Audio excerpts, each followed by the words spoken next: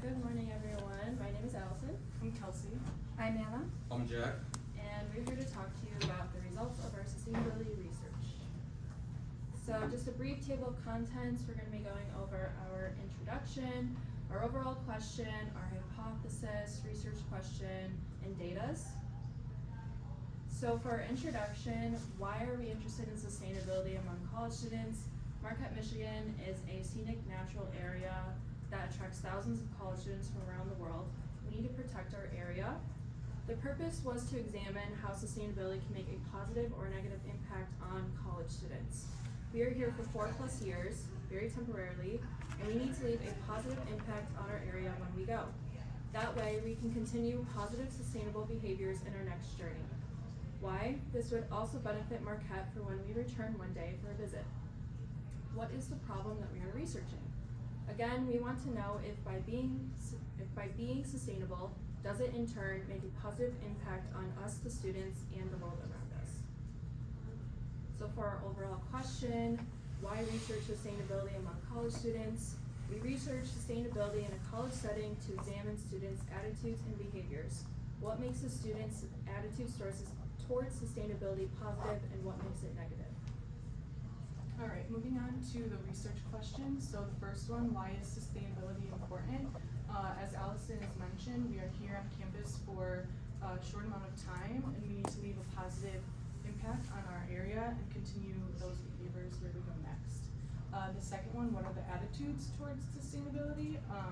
There's positive and negative. So positive attitude, it leads to more people concerned about environment and more effort into changing their methods. And then on the opposite with the negative attitude, leads to less people concerned about the environment and less effort into changing their methods, which leads to our first hypothesis, which is sustainability associated with accessibility will help students use green products more effectively. So many colleges and universities throughout the United States have changed their products at certain places, such as Starbucks, to encourage students to do their part in keeping the environment sustainable. Closing the gap by offering products helps keep students engaged in sustainability. Another way that NMU is encouraging students to do their part is having recycling bins around campus and in dorm rooms and on-campus apartments. This leads into our second hypothesis, which is if college students have access to different types of recycling, such as grocery bags, glass, and battery stations, they will have better recycling behavior. According to a study by the World Economic Forum, they found that 42% of people globally said that their largest barrier to participating in recycling is the lack of accessible recycling services, and 25% said not knowing how to recycle is the top barrier. And this is an issue that is being faced globally and on campus. So taking a look at some of our results from our survey, so this question is on average how often do you recycle? So we had never, once a week, 2-3 times a week, and every day. They're all kind of similar in the responses, but the one that dominated was the everyday category there. And then for the second question from our survey, do you actively recycle? About 137 said yes, and 49 said no. This is a good statistic, but we would like to increase the amount of people and make it better. Moving on to hypothesis 3. So having access to thrift store donation containers on campus would help environmental sustainability and reduce contamination. Thinking about college students and moving out at the end of the school year, some students become careless and throw away their mini fridges, microwaves, and toasters. And items that contain barriers have toxic materials in them and are harmful to the environment when exposed. Offering donation containers and battery recycling stations would greatly reduce the number of toxins exposed to the environment. So moving on to our survey plan, we collected this data using QR codes using social media such as Instagram, Snapchat, Facebook, and so on. And then, how many of you guys know what Slack is? How many of you guys ever used Slack before? Okay. So what I did, I kind of took matters in my own hands, and so Slack is an app where you can like create a big. I use it for work. We have a group of like 30 people who are interns at the university, including myself.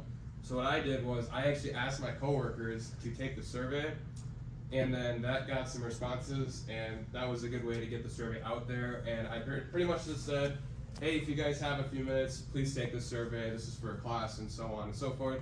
I did this. We all did the same thing in a Facebook group as well in the NME class of 2023. If you guys saw that, if you guys are in that group, you guys probably saw that survey, the survey, and the link to the survey being posted. And another way we collected data was using the hub. You guys probably know what the hub is, but a couple of group members put the survey out on the hub, and one of us had about, I think it was 400 people view the survey, and then another person had about 300 people view the survey. And this definitely helped with increasing our responses and getting the data that we needed, which I'm going to be talking about in the next couple of slides.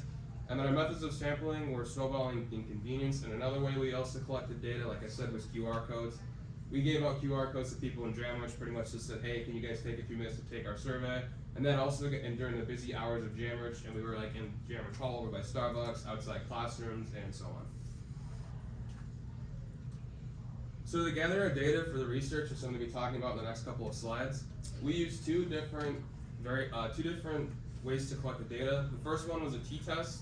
The independent variable for the t-test was access to recycling, and the dependent variable for t-test was sustainability solutions. And we also used regression. Unfortunately, regression data was skewed a little bit because because some people would put negative responses or did not finish the survey at all. And the independent variable for that was actively recycling, and the dependent variable for that was how often does a person recycle. So as you guys can see, this is our data from the t-test. Question 6 was used, and that was, do you actively recycle? The 1 meaning yes, and the 2 meaning no. So as you guys can see, most people do actively recycle, 136 people do actively recycle, and 49 people do not actively recycle. So based on this data, most of our respondents do actively recycle, and most people who do actively recycle do this about 2 to 3 times a week or almost every day. And it might be a little bit hard to see, but if you guys can see the standard mean error, that does say 0.69. We are aware that it is a little bit high, but we got this approved by Dr. Park, and we went directly to him, and we communicated this with him, and he said that was fine. You know, like I said, it is a little bit high, but it's not going to skew our data it's not going to hurt us too much, it's not going to be the end of the world. And then the second, like I said before, the second data method, collection method, was regression.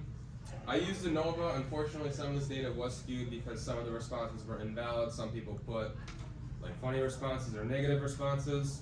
But however, most people would like to see a lot more access to recycling, such as recycling programs. And a large amount of people think that sustainability is good for the environment, and it helps the environment improve. Yeah, so on to the demographic data of our respondents. The majority of respondents indicated that they were seniors. That was then followed by freshmen, juniors, 5th years, and then sophomores. And then more background of the respondents, 54% were male, 97% were college students, so we weren't able to use about 3% just because we were focusing in on the college student. 86% were from the 18 to 22 range, and as mentioned before in the previous slide, there were 100 seniors, our largest data point. With that being our largest data point, we could also see better gauge some of the interests for when people are moving out wanting recycling bins, because seniors are, you know, really approaching that point of offloading a lot more stuff since their college career is typically done at that point. And then for the results, college students who have positive attitudes towards sustainability are more likely to contribute to recycling. And then they also indicated that an increase in incentives will increase sustainability. So that really shows that if we were to implement some of these programs, people want to see incentives to participate, and then we would have a lot more success. And then all 3 of our hypotheses were accepted in with our data. And And then in conclusion, college students are willing to change. They want to be a part of something better. They want to leave this place better than what they came into. 171 of our respondents want to see recycling programs on campus, and 169 want those incentives to be a part of the recycling program. And for our data set, that is the majority. So that it's a really encouraging statistic to see. And that is our presentation.